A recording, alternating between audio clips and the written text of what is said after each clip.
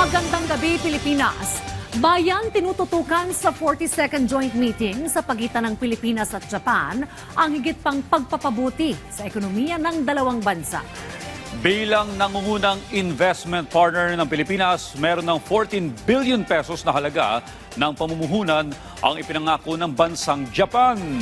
Kasabay ng pagpapatibay ng relasyon sa pagitan ng dalawang bansa, tinalakay din ng palasyo ang mga plano para sa nalalapit na hosting ng Pilipinas sa ASEAN Summit.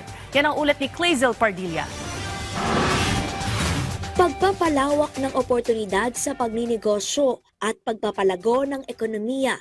Diyan sumentro ang pagpupulong ni Pangulong Ferdinand R. Marcos Jr. sa mga miyembro ng Economic Cooperation Committee ng Japan at Pilipinas. Maliban sa pagpapanday ng mas matibay na relasyon, layunin din ng nasabing pulong na pag-usapan economic and business opportunities para sa ikabubuti ng ekonomiya ng dalawang bansa. Sa ika-42 taon ng joint meeting ng dalawang bansa, tinalakay ang pagpapaigting ng kolaborasyon sa kalakalan, pamumuhunan, infrastruktura, human resource at turismo. Mahalaga ito lalo't isa ang Japan sa mga nangungunang investment partner ng Pilipinas.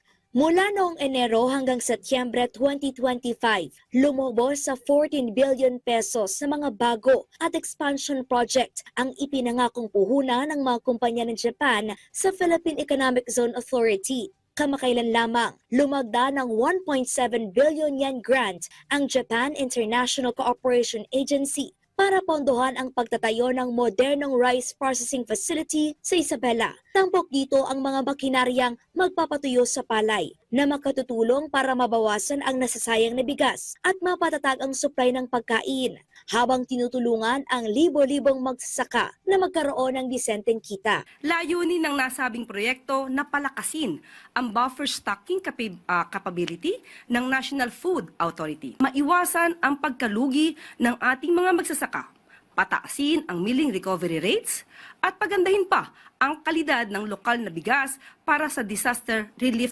efforts at programa ng pamahalaan gaya ng Benting Bigas Meron na. Nakipagpulong din si Pangulong Marcos sa Social Secretary's Office at Cultural Center of the Philippines. Tinalakay ang mga paghahanda para sa ASEAN na gagawin sa bansa ngayong taon.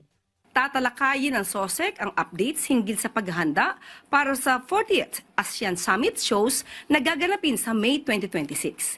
Magbibigay naman ng update ang CCP tungkol sa paghahanda para sa 49th ASEAN Summit shows na gaganapin sa November 2026. Bilang host ng ASEAN Summit, isusulong ng Pilipinas ang economic resilience at maritime security sa rehiyon. Clazel Pardilla para sa Pambansang TV sa Bagong Pilipinas.